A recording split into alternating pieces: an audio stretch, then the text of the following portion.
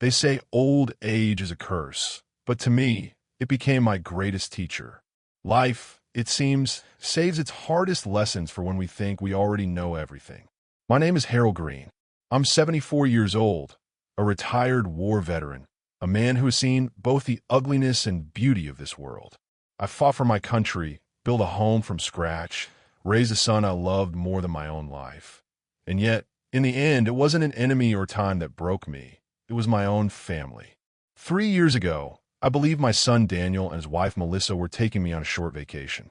They had been distant for a while, but I thought maybe this was their way of reconnecting. Melissa smiled warmly as she packed my things, and Daniel kept saying, "Dad, you deserve some rest. You've done enough for everyone. Let us take care of you for once." I remember how proud I felt that day. My son had grown into a man, and I thought I had done something right. We drove to the airport together. Daniel was quiet, but I assumed he was tired. He hugged me tightly at the gate, kissed my forehead, and whispered, "You'll be fine, Dad. Trust me." I smiled and said, "I always have." But when I turned around, they were gone. No plane tickets, no phone calls, just me, my suitcase, and $50 in my pocket. I sat there for hours, waiting for someone to come back, but no one did. As the crowd thinned and the lights dimmed, I realized I had been left behind. I can't describe what that moment feels like when you understand you're no longer needed in the world you built. That night, I slept on a bench near the parking lot, the metal cold against my back, the hum of engines echoing like ghosts of the past. I wasn't angry, not yet. Mostly I was confused. What did I do wrong? Was I too hard on Daniel when he was young? Did I fail to show enough love? I went through every memory I had, trying to find the one moment where everything started to fade. The next morning, I walked for miles until I found a small veterans shelter on the edge of town. They gave me a hot meal and a place to sleep. The men there were strangers, but they treated me like family. We shared stories, laughter, even silence, the kind that says, "I understand." For the first time in a long while, I felt seen again. But every night, before sleep, I'd look at the ceiling and whisper, "Daniel, why?" Months passed. I watched the seasons change from the shelter window. I saw families walk by, fathers holding hands with their sons, and I'd imagined Daniel as a little boy again, running into my arms after a long day. I remembered teaching him to ride his bike, how he'd fall and scrape his knees, how I'd tell him, "It's not about falling, son. It's about getting back up." Funny how life circles back. Now, it was my turn to remember my own words. One evening, after dinner, I sat at the old wooden desk in the corner and decided to write him a letter. I didn't want revenge. I didn't want to make him feel guilty. I just wanted him to know I still loved him. My hands shook as I wrote, "Dear Daniel, I don't know what I did to deserve being left behind, but I hope you and Melissa are doing well. I'm safe, living with good people who treat me kindly. If you ever wonder how your old man is doing, just look up at the stars. I'll be thinking of you." I told him about his childhood, about how his mother used to braid his hair before school, how proud I was the day he graduated, and how much I missed hearing his voice. Then I wrote, "If I ever failed you, I'm sorry. A father's heart isn't perfect, but it always beats for his child. I forgive you, my son. I only hope one day you forgive yourself." I sealed the letter, mailed it to his last known address, and whispered a prayer as I dropped it into the box.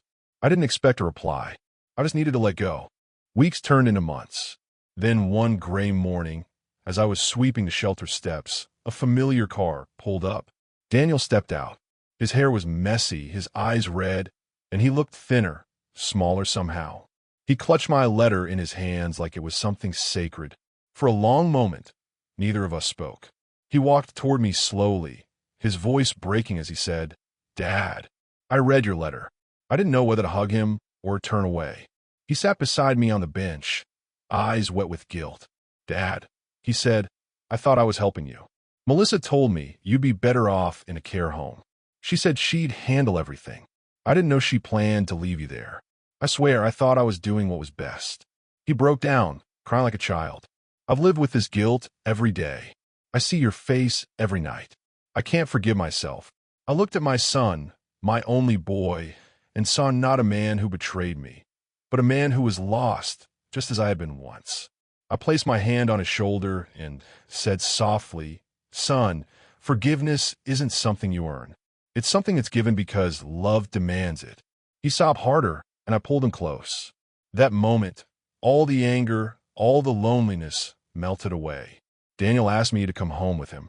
At first, I refused, pride maybe, but the truth is, I miss being a father. So I agreed. He set up a small room for me, filled it with books and pictures from the past. Every morning, he made me tea, just how I liked it, 2 sugars, no milk. He'd sit with me on the porch, and sometimes we didn't even talk. We just watched the sunrise. One day, he said, "Dad, I don't know how to thank you." I smiled and said, "Just live better than yesterday, son. That's thanks enough." Melissa eventually left. She couldn't bear the weight of what she'd done. Maybe guilt, maybe shame. But her leaving didn't break Daniel. It freed him. Over time, he laughed more, smiled more, started visiting the shelter with me to donate meals. The man who once abandoned his father became the man who helped others find theirs. Now, 3 years later, I sit on the porch every evening, the same one where Daniel and his little boy, my grandson Noah, visit me. He calls me Grandpa Hero. Sometimes he asks, "Grandpa, were you ever scared when you were alone?" I smile and tell him, "A little kiddo," but I always knew love would find its way back home. When he runs off to play, Daniel sits beside me, watching him with that same look he had as a child, full of wonder. I tell him, "You see, son, time doesn't heal everything. Forgiveness does." He nods quietly, and as the sun dips below the hills, I realize that maybe this was how life was always meant to end, not in bitterness, but in peace.